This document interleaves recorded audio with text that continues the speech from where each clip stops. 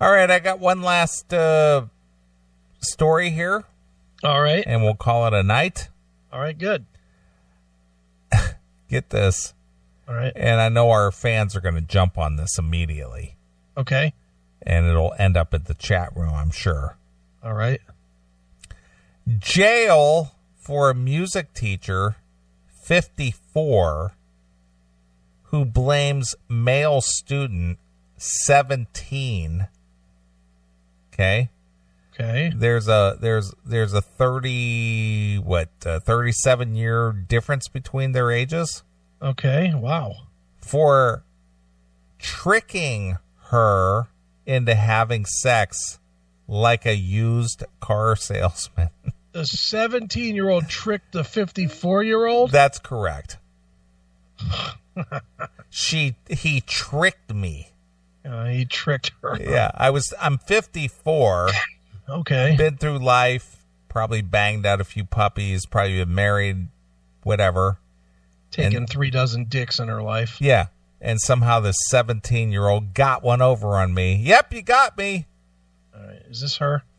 Let me take a look. If that's her. Come on. Yeah, that's her. Come on. That is her. Any 17-year-old could do better than that. Well, I know, but I'm just giving you the story. Wow. So a 17-year-old banged out his music teacher, and he tricked her into sex. I don't even know that I'd put a clarinet in her pussy. A former Georgia orchestra teacher on Friday admitted in court that she engaged in a sexual relationship with a 17-year-old student, but at one point shifted at least some of the blame onto the pupil. Okay. Teresa Gunn, the 54-year-old former teacher of South Gwinnett High School, told the court that she was sorry, but that the student was like a used car salesman. Oh, brother. No, he was a used pussy salesman. Well, she looks like an old Etzel, so what the fuck? Right. So he tricked her into saying, I want to bang that old puss. Yeah. Let me get into that gas can. Yeah. She said, well, it's been a long time since I've had a 17-year-old boy after my pussy. Wait a minute. You can't fuck me. You're 17. Right. How did this happen? Yeah. Get the fuck out of here. So apparently this 17-year-old kid conned her into sex. All right. Gunn entered a guilty plea and was sentenced to 90 days in prison. Despite the lawyer's push for house arrest, she will be on probation for 10 years. Oof. Can you imagine seeing this old lady coming in with labeled as a sex offender? Yeah. So, what did you do? Well, this 17-year-old kid, he wanted to bang me, and you know, no. Really, what happened? He sold me on the idea. Come on, lady. What really happened? You fucked your dog, right? Right. Come on. There was no 17-year-old that wanted to fuck you. Come on, lady. Come on. Well, it's been a long time, and you know, my husband passed away 10 years ago. Yeah, well, look at you. Looks like you did too. And, you know, he showed some interest, and somehow he sold me on the idea. Are they going to tell us how? Well, let's find out. All right. I don't find that you're the kind of person that needs to be warehoused for years, Gwinnett County Superior Court Judge Warren Davis reportedly said. Okay. We get those cases and we turn them out into society as long as we can. You're not one of those. But you certainly betrayed the trust that you had of the parent putting their child in your care. Child. I mean, I understand that 18, for the most part, is the legal age. Yeah. But when people say their child, I mean, it's not like a 5-year-old. Dude.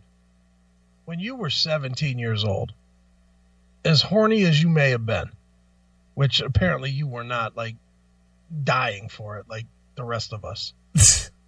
But there's not a possibility I could have got a hard dick for this woman. Right.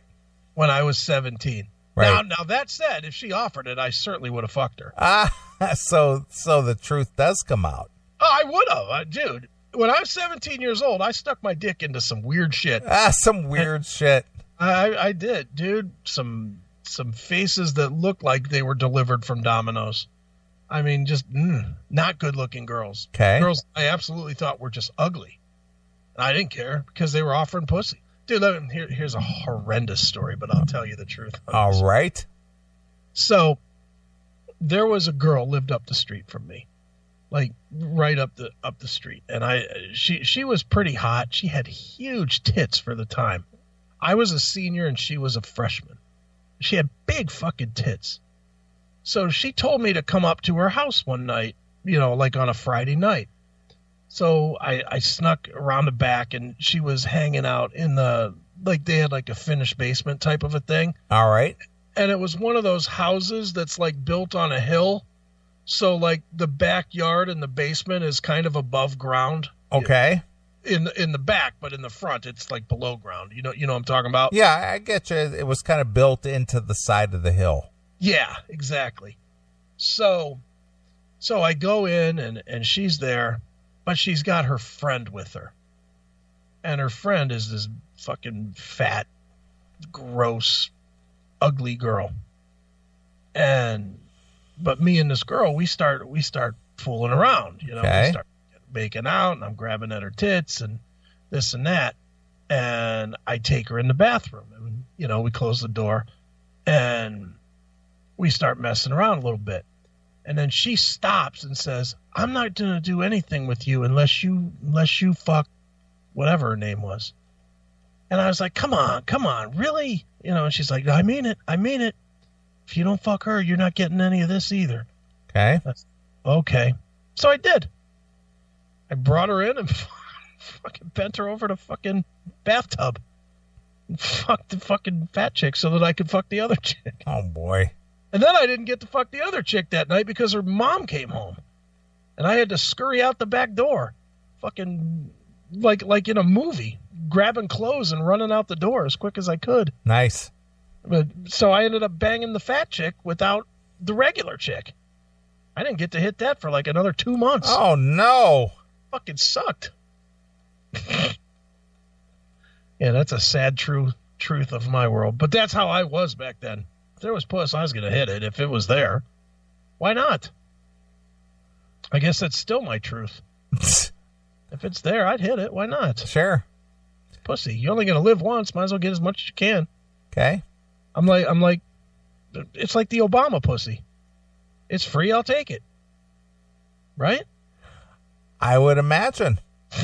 Just grab it while you can. You can't even fathom these kind of things, can you? No, of course not. So bad. Anyway, go ahead. All right. Well, getting back to the story here. Yeah.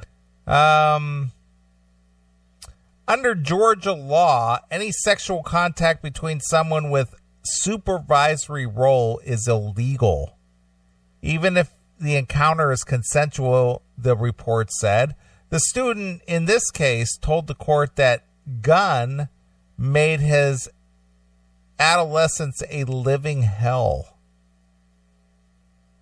Okay. So the 17-year-old is claiming that she made his adolescence a living hell. Okay. Gunn is the fourth teacher. Oh, wait a minute. I might got this wrong. The student in this case told the court that Gunn, so the teacher made this kid's life a living hell. Okay. Gunn is the fourth teacher from Gwinnett who has been arrested on sex-related charges stemming from the 2015 to 2016 school year. Wow. She resigned in 2016. What is going on at that school? No kidding. And why didn't I go there? Yeah. The Gwinnett Daily Post, citing the police report, said the relationship began in March of 2016 and spanned less than 2 months. Some of the sexual activity occurred at the school and Gunn's home.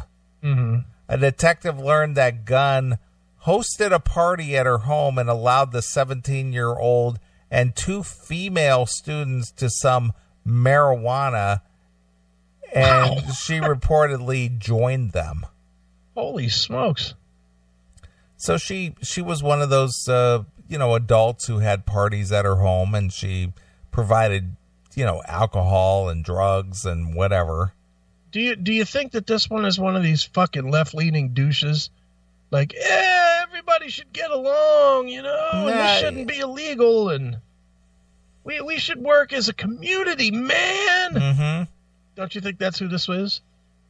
It's tough to say. It's just, I think that some people are just deviants, and they figure out a way to just sort of lure people into their, into their deviance.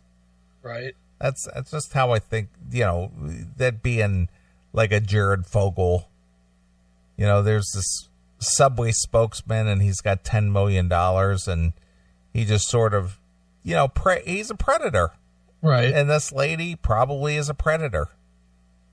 It's like, kids, they like weed and they like, drugs or alcohol or whatever. And, I need to get my freak on. Right. So let's just lure those kids into the house and do what I got to do. Man, crazy.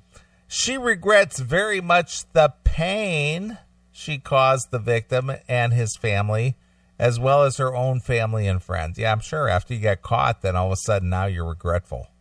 She didn't feel much pain when she was doing it, though. No. Yeah, she's pretty rough to look at. It's like, wow. She looks like she could have been in that adrenaline mob van. Sure. Oof, just fucking wrecked. Train wreck. Mm-hmm. So there you are. All right, let's see here. I think that's going to wrap up our show. All right. Yeah, it's been a interesting show to say the least. Tommy Crash checking in. Yeah, no kidding. Fast, furious, and in and out. Right. But I'm going to leave you with a request tonight with some John Norum. Okay. I'm going to play, of course, John Norum from Europe. He played a little bit with Don Dokken and Don Dokken Band, as well as one album with the actual band Dokken. Okay. And I got a request for Law of Life. Cool. By John Norum. All right. Well, I'm going to go to Loudon Lima next week. Yep. And Chris, unfortunately, will not be there. Nope. So cancel your travel plans, you Chrisophiles. Yeah. Yeah, no. Go anyway. Because you're just going to deal with me. And, I know how so many of you were looking forward to Chris. Yeah, right. Yeah. So I'm going to be out at Loudon Lima in Lima, Ohio next Friday, or this coming Friday. Mm-hmm. So if you're going to come out and say hello. I was hoping that maybe you're a hardcore fan, maybe perhaps somebody who might even be related to me might be out there. Dana Neely. All right. Yeah, one of our CMS fans. Okay. Might be out there as well. So perhaps I might run into one or two of you and say hello and take a picture or shake a hand or whatever it is that you want to do. I really think you shouldn't take any pictures unless they're wearing a CMS shirt. Yeah, well, that's how it goes. Yeah. But anyway, we will be back next Saturday. I'll be back on the show. I'm just heading over there for the Friday show. Cool. All right. And we'll be back and we'll do all this all over again. All right. All right. Well, I'm going to leave you with some John Norum. This comes from his Total Control release, and this is called The Law of Life. So until next Saturday night, this is Neely, along with my very good friend, Chris Egan. and we are gone. See ya.